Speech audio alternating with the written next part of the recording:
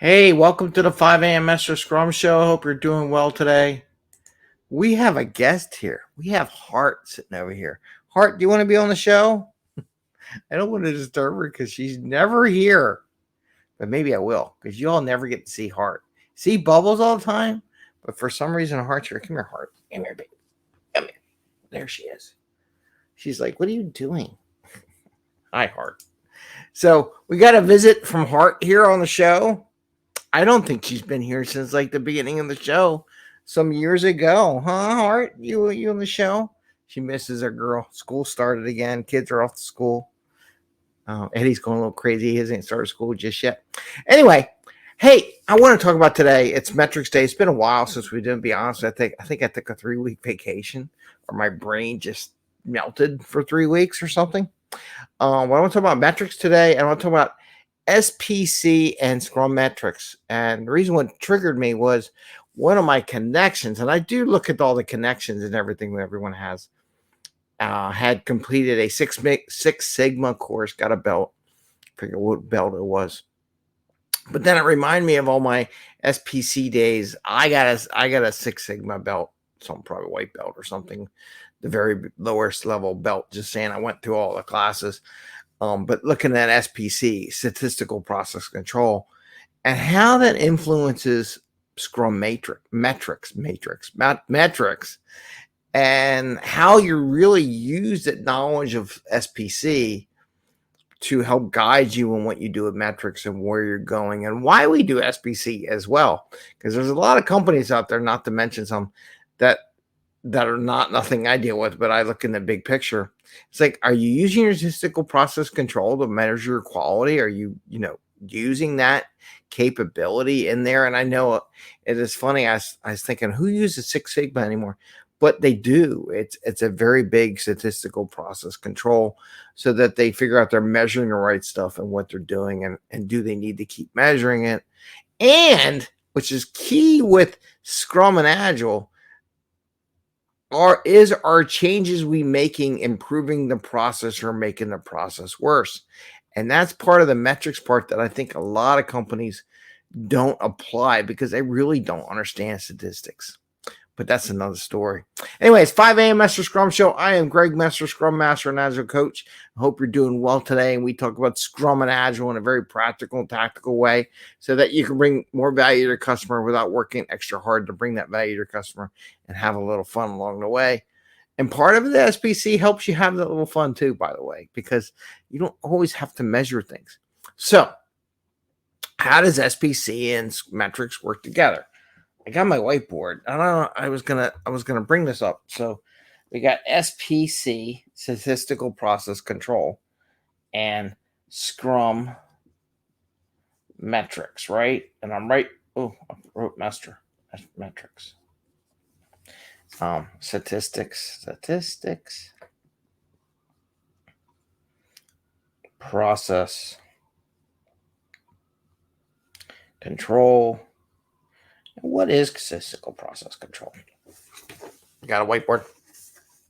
So, in statistical process control, the idea is that you measure whatever you're doing, whether it be manufacturing, business, outputs, inputs, doesn't matter. You measure, and you'll get ups and downs, right? You get ups and downs, and the idea is that these are standard deviations, above and below or whatever, and then you come up with an average, right? The idea is that, are we within control? There's a couple things you could do. You can do efforts to tighten, this variability in your process, right? So the effort you do, so you can use statistics, use metrics, say, well, hey, we're measuring over here. Do we want to make it tighter? Does it make sense from a value perspective to make this tighter? Does it really produce the value we need? Sometimes the answer is no, but some people do it anyhow. I'm like, why are you doing it? So here's the idea. You make a change. Let's say change happens. And we're always doing retro, right? Change happens. At some point in time, this is time. And this is the value. Whatever the metric metric you're using, right? Your metric, right? So let's say we make change to improve the process. Now, here's the thing, and I messed up this board because it's going to make it harder. So the change can make things better, and it can make things worse, and it can make things stay the same. It can have no impact. Let's say no impact. A bad impact, right? And it can have a good one, right? Good impact. Now, if it had no change and it cost you extra money to do whatever you did, then maybe you don't do it anymore. If the impact was bad, you definitely stop doing it because what it would have done is it would change your output to a lower level output, right? Maybe it's the same here. Now, let's say we did a good impact just for the sake of the story, sake for time. Let's say now our process changed. We have a new average.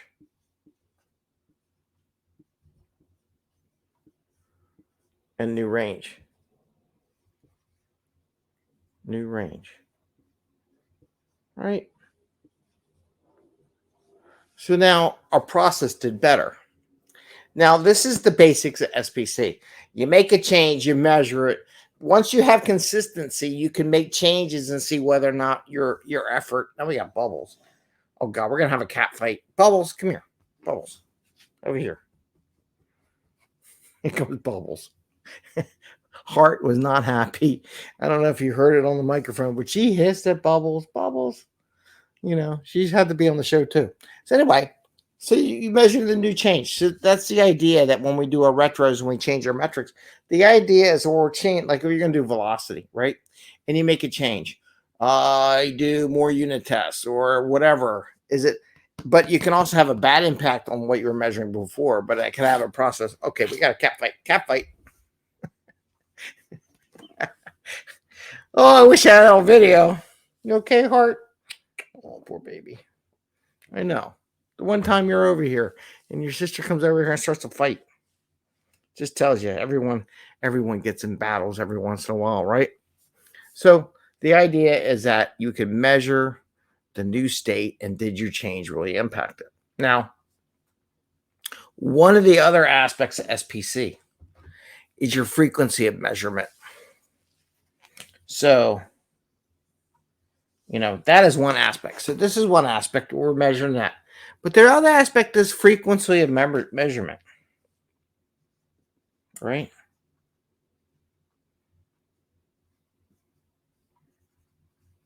Now, at some point, you get your process down, like this process, down to a pretty state, and you know what your results are going to be because you're not changing your process.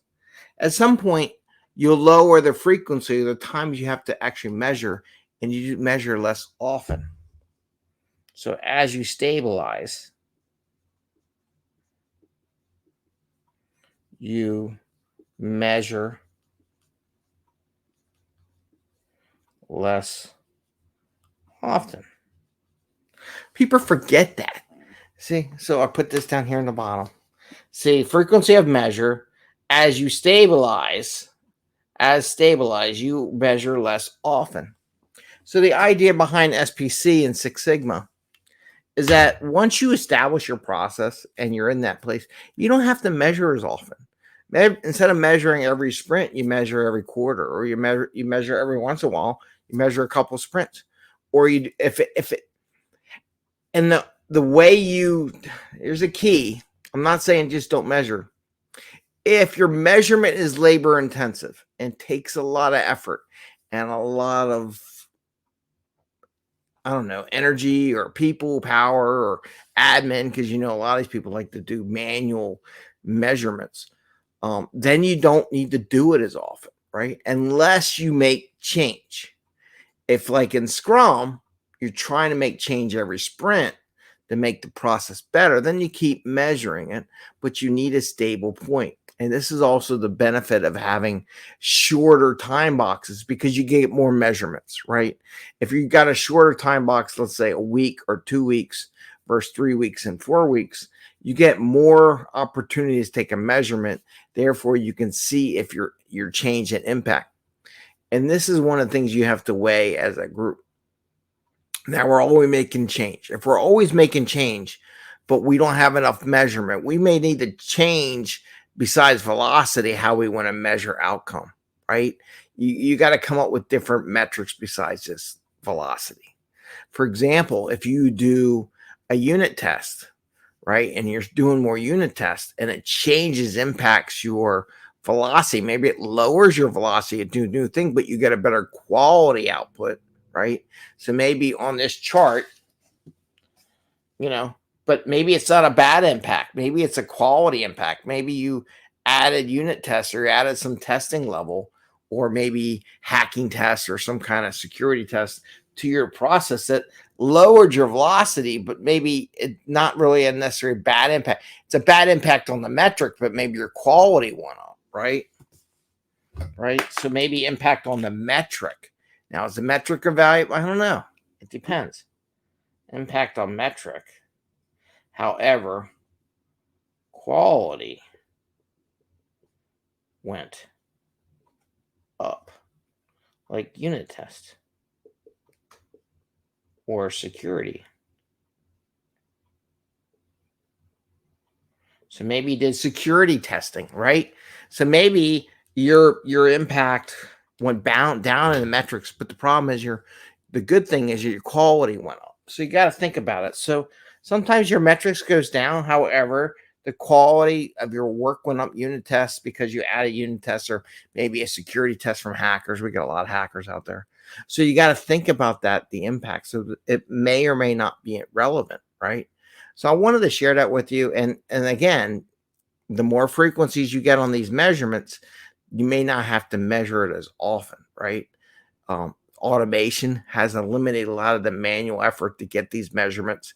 So like in Jira, you get it, or any one of these systems, you get a velocity measurement every sprint. You don't have to go add everything done and do a spreadsheet and do all this stuff. It just instantly gives it to you. So I wanted to share that with you, thinking about my connection who got their Six Sigma belt. Made me think about SPC controls and our metrics, and how we really need to, maybe it's a good thing to learn. Why do you need to? Maybe it's a good thing to learn about statistics and how SPC is done to help guide you and influence you in how you do metrics and why you are doing the metrics. Some people just do velocity and don't understand. Well, I'm just going to measure velocity, but why are you measuring velocity?